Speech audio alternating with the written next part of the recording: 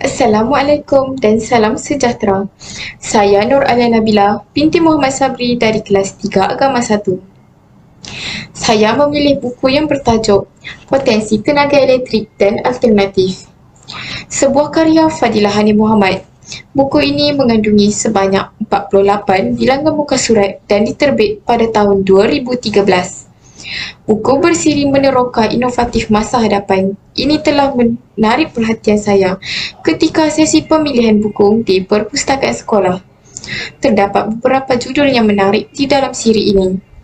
Buku ini mengandungi isi dalaman yang menarik, lengkap dan teratur serta dilengkapi dengan tulisan berwarna seperti nota ringkas yang mudah difahami. Buku ini menggunakan bahasa yang mudah difahami. Terdapat sisipan informasi dan gambar yang berkaitan membolehkan pembaca memahami cerita ini dengan lebih lanjut. Saya amat sarankan anda untuk membaca buku ini. Anda boleh membeli buku ini di pasaran untuk mengetahui jalan cerita yang lebih lanjut.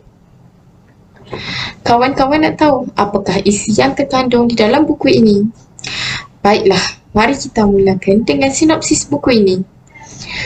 Dari apa yang saya baca, terdapat beberapa maklumat berkaitan teknologi di Malaysia. Dalam konteks Malaysia, peranan komunikasi massa lebih bersifat terbuka selain dapat mengambil kesempatan untuk mengembangkan berita dunia dengan lebih estetika dan ekspresif. Ini kerana perkembangan pesat teknologi maklumat dan komunikasi memberi kesan ke atas kehidupan manusia, termasuklah dalam bidang pendidikan. Sebagai contoh, program pendidikan jarak jauh dalam talian yang dilaksanakan oleh beberapa buah institusi pengajian tinggi tempatan merupakan sebahagian daripada tahap awal pendidikan maya di negara ini.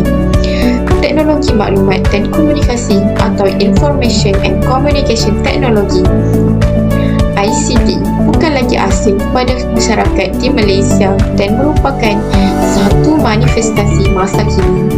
Perkembangan ICT didefinisikan sebagai proses penyampaian suatu pesan dalam bentuk lambang bermakna sebagai paduan fikiran dan perasaan berupa idea, informasi, kepercayaan, harapan, ingatan dan sebagainya. Perkembangan ICT, terutamanya internet, telah membuka minat dan harapan baru dalam sektor ekonomi, terutamanya dalam kalangan masyarakat. Secara amnya, teknologi ini dilihat mampu memberi peluang kepada rakyat untuk meningkatkan taraf dan kualiti hidup jika dibandingkan dengan proses sebelum ini. Teknologi maklumat ditakrirkan sebagai teknologi yang digunakan oleh individu untuk mengumpul dan menganalisis data menjadi maklumat berguna serta menghasilkan maklumat dalam pelbagai bentuk seperti teks, grafik, suara dan animasi. ICT mempunyai kesan yang besar bagi pertumbuhan ekonomi, termasuklah membuka peluang pekerjaan pada penduduk. Ekonomi penduduk juga mampu dijana dengan adanya e-dagang.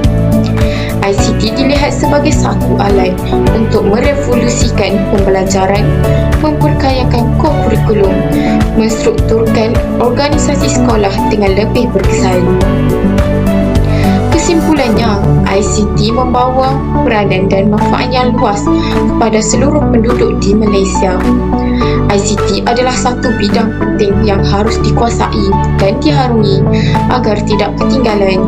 Bak kata pepatah, bagai katak di bawah tempurung. Termaktublah bahawa kemajuan sains dan teknologi menjadikan corak kehidupan manusia lebih inovatif. Lebih banyak penemuan baharu tercipta, justru menerokai inovasi masa hadapan, sebuah siri yang mengkaji potensi pelbagai bidang pada masa hadapan, sekaligus menjana kekayaan sebuah negara. Dalam hal ini, Malaysia harus membuat persediaan awal menceburi bidang ekonomi tersebut. Sekian, terima kasih.